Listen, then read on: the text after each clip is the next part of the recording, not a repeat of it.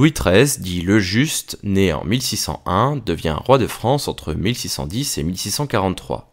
À la mort de son père, il n'est âgé que de 9 ans, c'est donc sa mère, Marie de Médicis, qui assure la régence. Durant son enfance, Louis XIII n'est pas heureux, puisque sa mère lui préfère son petit frère Gaston. Marie de Médicis gouverne à l'époque la France, aux côtés du couple Concino-Concini et Leonora Galiguet. Concino-Concini va notamment très maltraiter le jeune Louis XIII. Le rabaissant, il n'hésitera pas à lui faire savoir que c'est lui qui a le pouvoir. En 1615, Louis XIII épousera Anne d'Autriche à Bordeaux. Se renfermant sur lui-même, Louis XIII deviendra taciturne. Mais malgré tout, il voudra se montrer digne de son père Henri IV. Il voit la régence de sa mère, Marie de Médicis, catastrophique. La gestion des affaires est mauvaise, et il considère Concini comme un incapable. Le 24 avril 1617, Louis XIII ordonne l'assassinat de Concino-Concini et fait exécuter sa femme. Il exile alors Marie de Médicis à Blois et prend le pouvoir. Le favori de Louis XIII, Charles d'Albret, devient alors son plus proche conseiller. En 1619, la reine-mère s'échappe du château de Blois et lève une armée contre son fils. Elle souhaite placer à sa place son deuxième fils, Gaston. En 1620, Marie de Médicis est battue à la bataille des Ponts-de-Cé. À l'époque, le cardinal de Richelieu, un proche conseiller du roi, lui conseille de faire la paix avec sa mère. En effet, il craint que la révolte ne dure. Marie de Médicis peut donc revenir à Paris.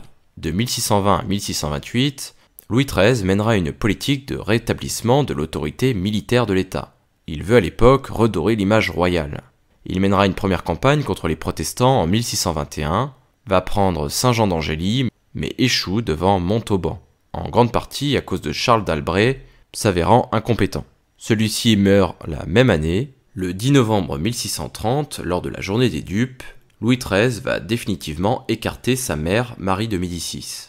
Le cardinal de Richelieu deviendra alors le véritable gouvernant de la France. En 1598, Henri IV avait promulgué l'édit de Nantes qui permettait aux protestants de pratiquer leur culte, mais cet édit leur permet également de prendre possession d'une centaine de villes fortifiées et d'avoir une certaine indépendance militaire. Avec le temps, ces villes vont devenir une menace. Louis XIII décide donc d'envahir le Béarn afin de rétablir le culte catholique. Les Huguenots protestants vont alors se révolter.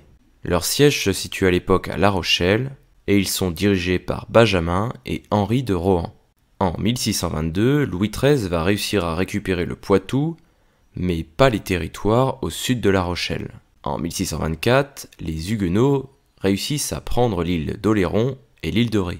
Charles Ier d'Angleterre déclare alors la guerre à la France pour soutenir les Huguenots. Son objectif est évidemment d'affaiblir Louis XIII. En 1627, le duc de Buckingham débarque à la tête d'une armée anglaise sur l'île de Ré. Mais il sera finalement vaincu par Thoiras, qui sera ensuite nommé maréchal de France par Louis XIII. Thoiras mettra ensuite le siège devant La Rochelle en 1628. Le cardinal de Richelieu arrive alors en renfort avec 20 000 hommes. Il va les déployer autour de la ville et fait construire des digues pour empêcher un ravitaillement par la mer. L'objectif est d'asphyxier la ville pour qu'elle se rende. Le maire, Jean Guiton, n'aura d'autre choix que de remettre les clés de la ville à Richelieu. Par la suite, les Huguenots finiront par être tous défaits dès 1629. Henri de Rohan fuira à Venise où il mourra en 1638 et son frère Benjamin s'exilera quant à lui en Angleterre où il mourra en 1642. Richelieu va alors préparer le règne de Louis XIV. À l'époque, la France est encerclée par les possessions des Habsbourg. Depuis Henri II, à chaque fois qu'une guerre civile avait éclaté en France, les Espagnols soutenaient les rebelles. Cette situation est intolérable pour le cardinal de Richelieu. En 1635, la France déclare la guerre ouverte à l'Espagne. La France réussit à venir à bout de l'armée espagnole et va alors occuper la Catalogne. Dernière se soumet en 1641. La même année, Philippe IV d'Espagne contre-attaque, mais il est repoussé et doit fuir la Catalogne. En 1642, le cardinal de Richelieu meurt. Et le roi Louis XIII le suivra de peu le 14 mai 1643. Il est alors atteint de terribles coliques et de vomissements. Louis XIV, son fils, devient alors le nouveau roi de France.